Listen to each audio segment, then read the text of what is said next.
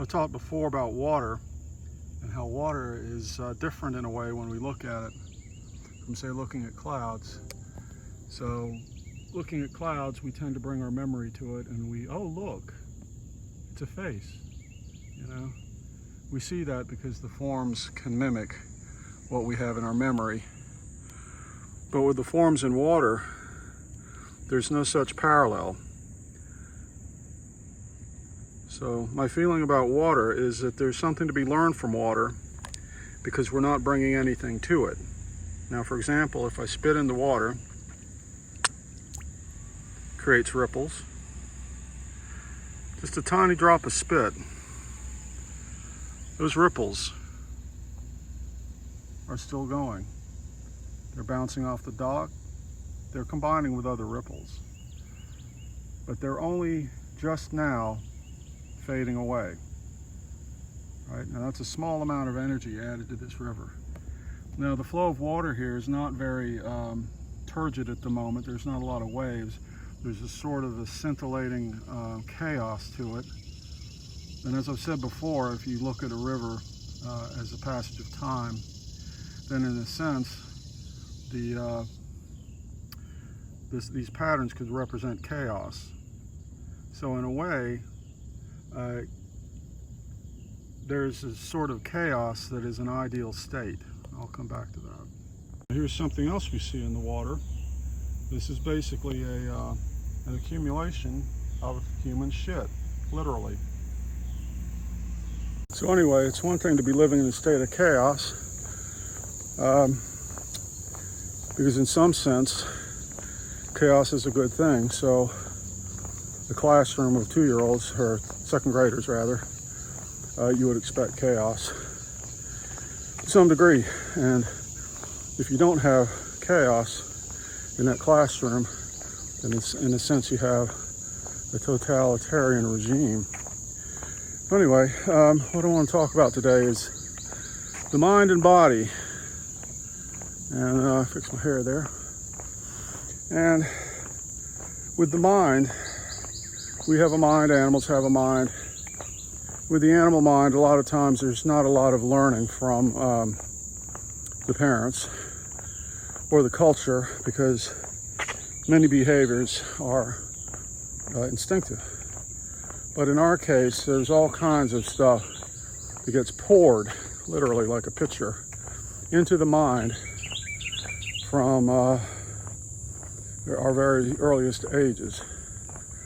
And the thing about the information that gets poured in there, it has a deleterious effect on emotional, psychological well-being for different reasons, but essentially it is creates insecurity and feelings of inferiority.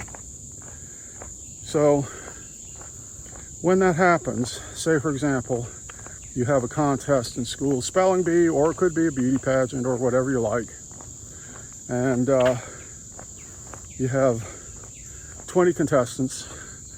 They're going through the judgment, phase, and everyone's on the edge of their seat, feeling fearful, anxious, afraid of failing, afraid of being deemed worthless, ugly, stupid, things like that.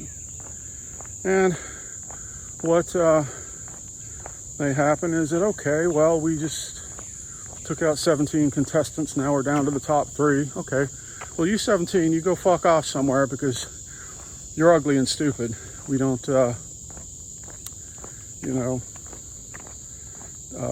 have any pity or really seem to care about what we do to people like that. But basically, we do that to 99% of people. Just like that really stupid song, "We're the Champions." Queen did some okay stuff, but the whole thing of, we're the champions, everyone else is a loser, is a very toxic worldview, in my humble opinion. So anyway, take this, say, beauty contest, and now you got 3 finalists, and everyone's crapping bricks, and ultimately one is chosen. Well, that particular person, oh boy, the endomorphins just go through the roof. happiest day of their lives. They're crying with joy, tears of joy. And the other two are kind of like clap, clap. We lost. We're uglier, than she is. We're inferior. So anyway, the culture does that on all kinds of levels, not just appearance, but monetary. If you don't have money, if you're low income, for example, you belong to another class, a lower class, a servant class. So anyway, that's the things that go into the mind, a sampling. The things that go into the body, because of our consumerist culture, tend to be things that are no good. So most cities, like the one I'm in, Columbia, South Carolina, if you want to go out and try to get something to eat that's not harmful to you, good luck. It's all pretty bad. So all the fast food, for example, is CAFO meat, concentrated animal feedlot operation meat. It's not grass-fed. So when you look at those two meats side by side, the two kinds, you see the difference immediately. Because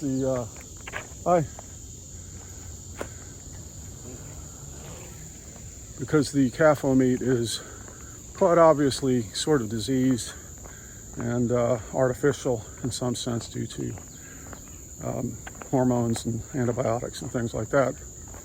So anyway, the thing about the food is that it's the proteins and carbs are there to fill you up, but the carbs also blend with the sugars, and those go straight to your head and basically create addiction to sugar. So people don't realize this necessarily when they go to eat at McDonald's, but in a sense they're getting such a high level of sugar from the white bread, from the fries, and from the cola and things like that. It's just through the roof. So the brain operates on sugar, and then these elements of the diet, the manufacturers, food manufacturers, they've always known that sugar, adding it to a product, will make the person come back and buy the product over and over again. Essentially because they become addicted to it. So the brain now is in a sense separated from the body, because the body has its own needs in terms of nutrition and health. But the body has no voice. It's the mind that has the voice. So the mind, there's a whisper in there. Yes, eat this. Yes. And the body is screaming, no, don't. But no one hears the body. So the food cycle, feeding pleasure centers in the brain, and then the society diminishing them, creates a sort of a feedback loop where one feeds the other. So with the brain and these chemicals, another thing that happens is that when someone gets to, they think, win an argument or get involved in politics and think that they're on the right side, or say something, make a statement that's smart, that they think is smart, then they get a little boost as well. But the trouble is that sort of behavior doesn't represent cooperation or helping or anything, or asking questions. So, for example, try to talk to someone who never asks questions. It's a strange experience, because you may say something like, I read something interesting the other day, or I saw something I thought was interesting. And then they will go and dig in their memory bank and find something that they think validates what you said only from their perspective, or trumps it from their perspective, which actually is not even their perspective, it's just some information they picked up somewhere. So the point is that they're not asking questions. So if you said something, I saw something interesting the other day, and the other person said, how do you feel about that? Where do you think that leads? And then you would respond, and they would ask another question. And basically you had started the conversation.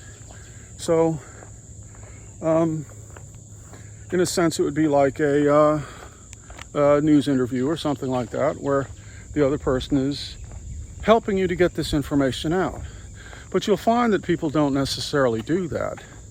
They will ask a question if it's mocking. It's like, what the fuck are you talking about, right? But no sincere interest in what you're saying. So, yeah, there's a lot of this. And what happens, so you'll say something like, oh, I don't know, one of my relatives died in a car accident last weekend. And they'll say something like, oh, well, that's the fault of, these liberals who are, doing something with the highway system or something like that. And then they get a little burst from that because they got to be head of the class by appearing knowledgeable, smart, things like that. But they never asked a question. They never said, I'm sorry, how are you doing? For example. So anyway, getting back to this duality of mind-body,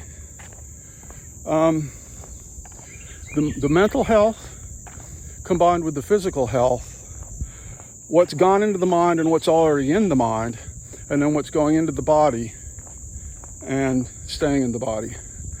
So what happens with the body on another level is that you've got all sorts of life forms in there that aren't necessarily part of the human DNA. So they're bacteria and things like that, gut flora, and so on. They're parasitical, but it's in a sense not exactly, because it's mutually beneficial. But when you begin to inundate the system with stuff like sugar, then you've got all those organisms down there in the basement saying, hey, we're getting low on the sugar here, we need some sugar. And then the brain runs on sugar and it's going, hey, we need some sugar, So it's extremely unhealthy. And what can happen with all these fad diets, for example, paleo diets or carnivore diets, for example, is that, people are aware that their health is not good, that it's deteriorating.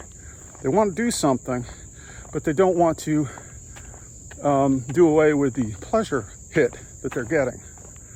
So they say, oh, well, I can do without the carbs, but I get to chew on a bunch of barbecue, And they come up with rationales and reasons why they think that's the thing to do. They think we're carnivores, basically, from the start, which isn't true, because, well, I won't go into that, different biological reasons. But that type of diet is headed nowhere but chronic illness, basically. I don't know what percentage of people are doing it, but anyway, it's not a good thing. And but anyway, there is hope, because once you recognize what's going on in the mind, the system of pleasure chemicals, the behaviors that trigger these, the situations and so on, then you become better at recognizing triggers, anticipating events, and handling the whole mess. Now with the body, there's no other way around it other than to shut up the mind. To shut the fuck up. And with the body, you listen to the body. And it's not like the body talks, it doesn't. It's subtle, it has feelings. And the feelings that you want to pay attention to are not the system crying out for sugar. It's very basic overall feelings of well-being, true well-being, which a lot of people have not experienced, perhaps in their whole lives.